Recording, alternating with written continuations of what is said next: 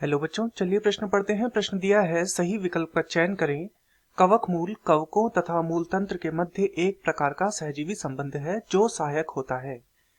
जल के अवशोषण में, खनिज के पोषण में, सहजीवी साहचर्य में, सभी में।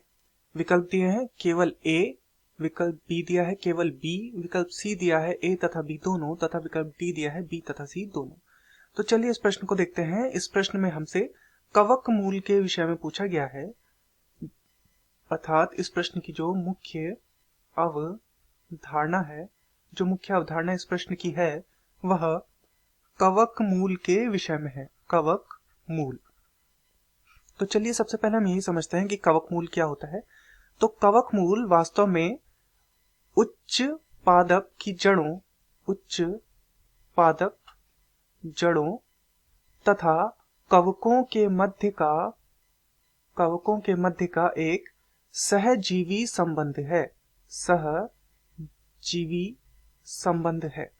सहजीवी संबंध अर्थात जहां पर दोनों मिलकर रहते हैं और दोनों ही जीवों को इससे लाभ प्राप्त होता है, किसी को भी हानि नहीं होती। तो ये इस सहजीवी संबंध को उच्च पादप की जड़ों तथा कवक के मध्य के जो सहजीवी संबंध होता है, इसे कहा जाता है कवक मूल। कवक मूल। तो इस सहजीवी संबंध से पौधों को क्या फायदा होता है? पौधों को यह लाभ होता है कि कवक जो होते हैं वो मदद करते हैं पौधों को जल अवशोषण में। जल अवशोषण में, जल अवशोषण में क्या करते हैं? कवक मदद करते हैं। वहीं जो पौधे होते हैं या जो पादप होते हैं, उनके माध्यम से कवकों को यह लाभ होता है कि कवक को खनिज पोषण मिल जाता है, यानी कि कवक को क्या मिलता है? पोषण प्राप्त होता है पौधों के माध्यम से, पोषण प्राप्त होता है। तो इस तरह से ये दोनों एक दूसरे को लाभ कराते हैं। तो चलिए यहाँ पर देखते हैं। यहाँ पर हमें पहला दिया है जल के अवशोषण में, बिल्कुल ये बिल्कुल सही है। दूसरा दिया है खनिज के पोषण में, बिल्कुल खनिज के पोषण में जैसा हमने देखा ये भी कवकों के लिए लाभप्रद होता है खनिज पोषण में।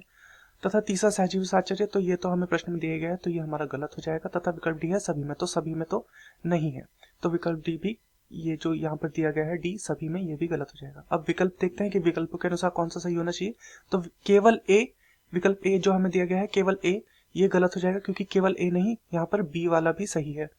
फिर दिया है विकल्प बी केवल बी, तो केवल बी भी नहीं होगा क्योंकि ए वाला भी यहाँ पर सही है। विकल्प सी ए तथा बी दोनों, तो बिल्कुल ए तथा बी, ये यहाँ पर ए भी सही था और बी भी सही था, तो विकल्प सी हमारा सही उत्तर है। तथा विकल्प डी बी तथा सी दोनों, तो सी यहाँ पर नहीं है, गलत है, तो इसलिए ये वाला भी गलत हो जाएगा। तो दिए गए प्रश्न का उत्तर होगा विकल्प सी, ए तथा बी दोनों। मैं आशा करता हूँ आपकी यह समझ में आया होगा। धन्यवाद।